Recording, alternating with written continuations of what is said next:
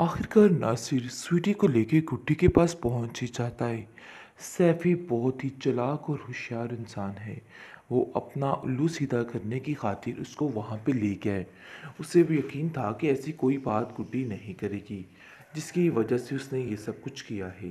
दूसरी तरफ आप देखेंगे कि बहुत ज़्यादा गुड्डी परेशान है। परेशानी को देख के नासिर कहता है कि मुझे ऐसा लगता है ये जो जगह है बिल्कुल भी तुम्हारे हक में ठीक नहीं है। वो पहले तो खामोश हो जाती है, लेकिन फिर एकदम से बोल पड़ती है और कहती है, मामू जान ये जगह वाकई में ठीक नहीं है। ये लोग मुझे ठीक नहीं लग रहे।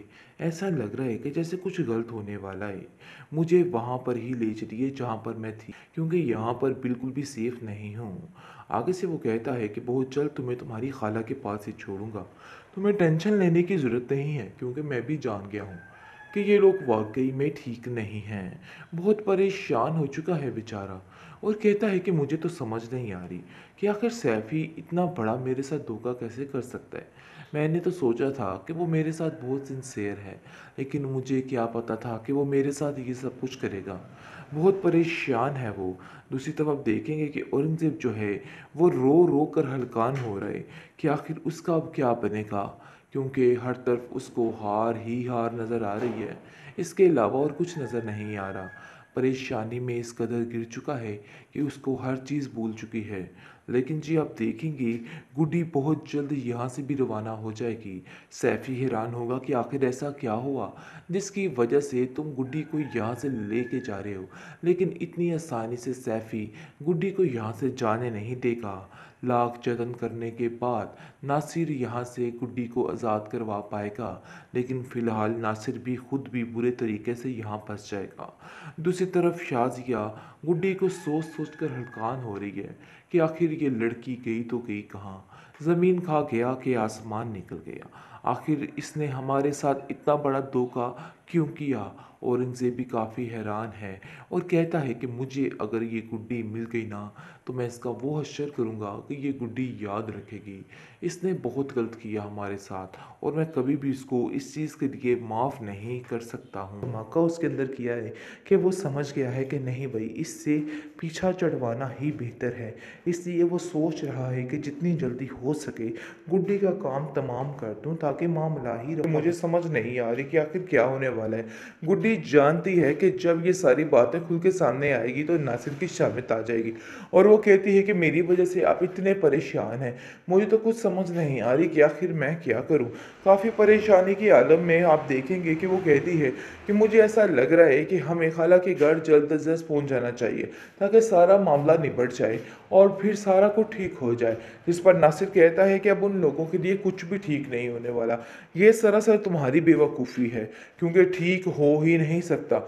उन लोगों का लालच भरा दिल अभी तक नहीं बदला, अभी तक वैसे के वैसे ही हालात हैं। इसलिए तुम्हें बिला वजह परेशान होने की कोई भी ज़रूरत नहीं है। टेंशनें मत पालो, टेंशनें मत लो। यानी कि अब तुम्हारा वक्त सोचने का नहीं, सुकून से जीने का है। इसलिए बिल्कुल भी परेशान मत हो। जिसको सुनकर वो कहती है, परेशानी वाली बात तो है ना, जब तक मैं अपनी खाला के पास नहीं पहुंच जाती हूँ परेशानी ही परेशानी है, क्योंकि मैं जानती हूँ कि सबसे ज़्यादा सेफ मैं पर हूँ। वैसे मामू जान, आपका बहुत शुक्रिया, आपने मेरा यहाँ तक बहुत ज़्यादा साथ दिया है।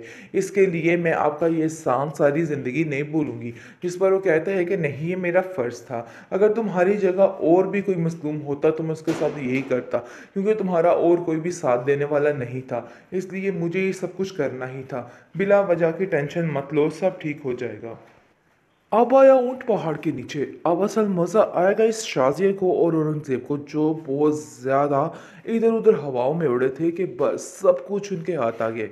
लेकिन जी ये आपकी बहुत बड़ी गलतफहमी थी। ऐसा वैसा कुछ नहीं होना। आप जाइए और जेल की चक्कियाँ पीसिए, सारी ज़िंदगी जेल में दिखे खाइए, क्योंकि जहांगीर ने अब ऐसा काम किया है कि ये लोग दंग रह जाएंगे कि आखिर हुआ क्या है।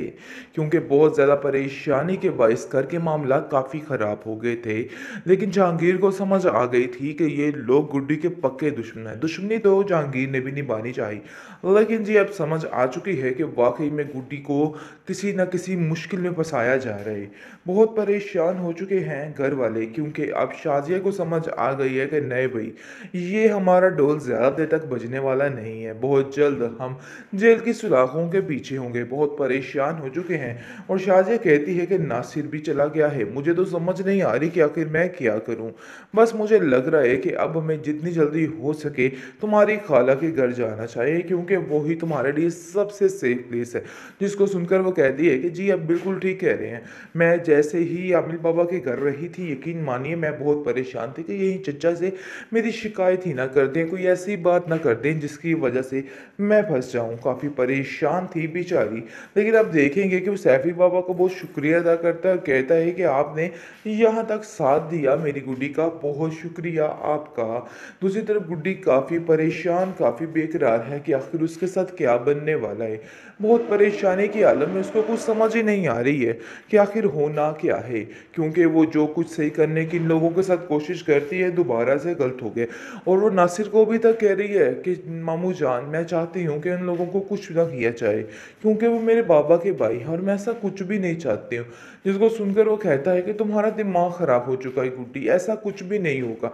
उन लोगों को सज़ा उनके किए की मिलनी ही चाहिए। शाज़िया मेरी भी बहन है और मैं भी उसे बहुत प्यार करता हूँ, लेकिन इसका मतलब ये हरगिज़ नहीं है कि हम उनकी सारी बुराइयों पे पर्दा डालते जाएं। देखो भाई, ऐसा नहीं होने वाला है और ये बात तुम भी ज़हन में रख लो। अगर तुम ऐसा सोच रही हो कि उन लोगों को छुड़वा दिया जाएगा, तो भाई ऐसा कुछ भी नहीं होने वाला है, क्योंकि मैं खुद उन लोगों से शदीद किस्म का तंग आ चुका हूँ।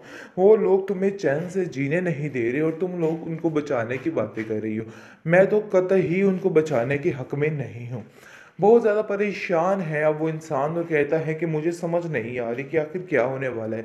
गुड्डी जानती है कि जब ये सारी बातें खुल के सामने आएगी तो नासिर की शामित आ जाएगी और वो कहती है कि मेरी वजह से आप इतने परेशान हैं, मुझे तो कुछ समझ नहीं आ रही कि आखिर मैं क्या करूं। काफ़ी परेशानी की आलम में आप देखेंगे कि वो कहती है कि मुझे ऐसा लग रहा है कि हमें खाला के घर जल्द अज जल्द पहुँच जाना चाहिए, ताकि सारा मामला निपट जाए और फिर सारा कुछ ठीक हो जाए। जिस पर नासिर कहता है कि अब उन लोगों के लिए कुछ भी ठीक नहीं होने वाला। ये सरासर तुम्हारी बेवकूफ़ी है, क्योंकि ठीक हो ही नहीं सकता।